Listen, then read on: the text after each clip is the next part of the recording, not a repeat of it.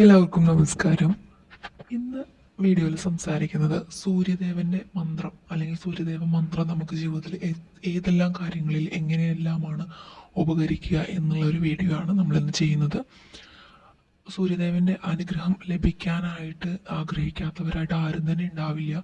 പ്രത്യേകിച്ച് സ്റ്റുഡൻസ് എക്സാമൊക്കെ എഴുതാനായിട്ട് നിൽക്കുന്നവർ, അതായത് ഗവൺമെൻറ് ജോബിന് വേണ്ടിയിട്ടും PSC ടെസ്റ്റുകളൊക്കെ എഴുതുന്ന കുട്ടികളൊക്കെ ആണെന്നുണ്ടെങ്കിൽ തീർച്ചയായിട്ടും നിങ്ങൾ ആദ്യം വണങ്ങേണ്ട ഒരു ഭഗവാൻ എന്ന് വെച്ചിട്ടുണ്ടെങ്കിൽ സൂര്യദേവനെ തന്നെയാണ്. അതിന് ചൊല്ലേണ്ട മന്ത്രങ്ങളെക്കുറിച്ചും അതിൻ്റെ ഗുണങ്ങളെക്കുറിച്ചുമൊക്കെയാണ് ഇന്നത്തെ ഈ ഒരു വീഡിയോയിൽ നമ്മൾ പറയുന്നത്.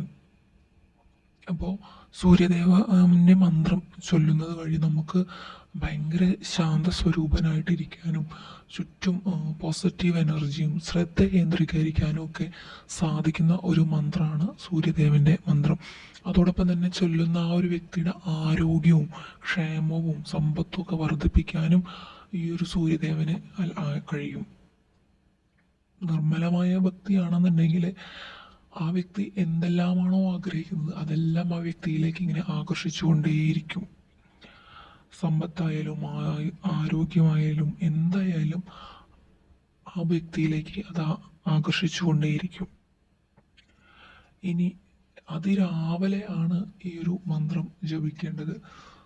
സൂര്യോദയത്തിന് ശേഷം, അതായത് അതിരാവിലെ സൂര്യോദയത്തിന് ശേഷം കുളിച്ച് വൃത്തിയായി ഭസ്മം ധരിച്ച് അല്ലെങ്കിൽ ചന്ദനം ധരിച്ച് ഈ ഒരു മന്ത്രം ചൊല്ലാവുന്നതാണ്.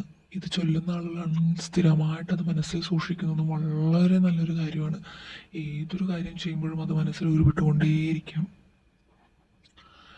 ഇനിയിപ്പോൾ ആദ്യമായിട്ടാണ് ഇങ്ങനൊരു വ്യക്തി ജപിക്കാൻ തുടങ്ങുന്നതെങ്കിൽ അത് ഞായറാഴ്ച ദിവസം ആരംഭിക്കാനായിട്ട് ശ്രദ്ധിക്കണം. അത് ഭയങ്കരമായിട്ടുള്ള ഒരു പോസിറ്റീവ് ഗുണങ്ങൾ ലൈഫിൽ കൊണ്ടുവന്ന് തരും. കിഴക്കോട്ട് അഭിമുഖമായിട്ട് ഇരുന്നിട്ട് വേണം നമ്മൾ പ്രാർത്ഥിക്കാനായിട്ട്. പ്രാർത്ഥനാ വേളകളിൽ നമുക്ക് കുറച്ച് പൂക്കൾ, പിന്നെ കുറച്ച് വെള്ളം, കുങ്കുമം, ഇതെല്ലാം ഭഗവാന് സമർപ്പിച്ച് പ്രാർത്ഥിക്കുന്നത് വളരെ നല്ല കാര്യമാണ്. മോശമായിട്ടുള്ള ചിന്തകളൊന്നും തന്നെ ആ ഒരു സമയത്ത് നമ്മളുടെ മനസ്സിൽ കടന്നു വന്നുകൂടാ. നല്ല ശുദ്ധമായ ഹൃദയത്തോടു കൂടി അസൂയയില്ലാതെ പോസിറ്റീവായിട്ട് ചിന്തിച്ചിട്ട് മുന്നിൽ കാണുന്ന തടസ്സങ്ങളെ ഇല്ലാതാക്കണമെന്ന് വിചാരിച്ച് ഐശ്വര്യത്തോടു കൂടി ജപിച്ചു കഴിഞ്ഞിട്ടുണ്ടെങ്കിൽ ആ ഒരു കാര്യം തീർച്ചയായിട്ടും നിങ്ങൾക്ക് സാധിച്ചു കിട്ടും.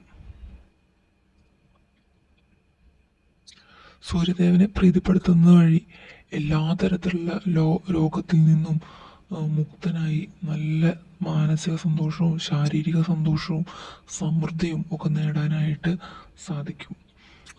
നമ്മുടെ സൂര്യമന്ത്രം നമ്മൾക്ക് ഒരു ദിവസം 3, 7, 9, 108 അല്ലെങ്കിൽ 1008 തവണ കിഴക്ക് ദിശയിലേക്ക് അഭിമുഖമായി ഇരുന്ന് ചൊല്ലാവുന്നതാണ്.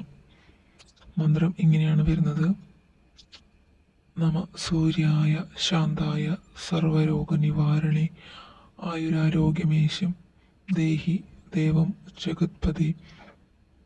നമോ സൂര്യായ ശാന്തായ സർവരോഗ നിവാരണേ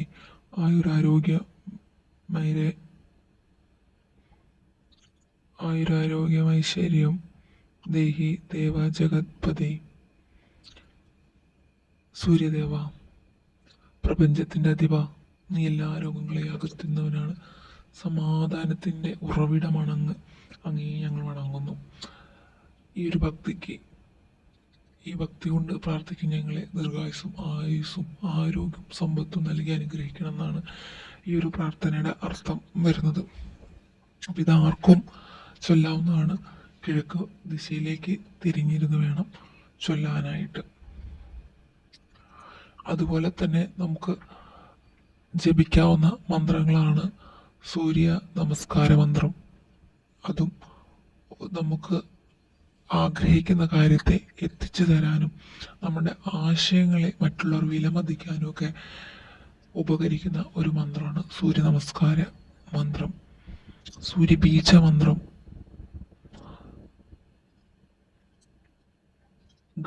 സൂര്യഗായത്രി മന്ത്രം, ഇതെല്ലാം ജപിക്കുന്നത് ഒത്തിരി നല്ല കാര്യമാണ്. ഇനി സ്റ്റുഡൻസിന് വേണ്ടിയിട്ടൊരു ടിപ്പും കൂടെ പറയാം. പരീക്ഷ എഴുതുന്ന കുട്ടികളാണെന്നുണ്ടെങ്കിൽ നമുക്ക് സൂര്യഭഗവാന് വേണ്ടി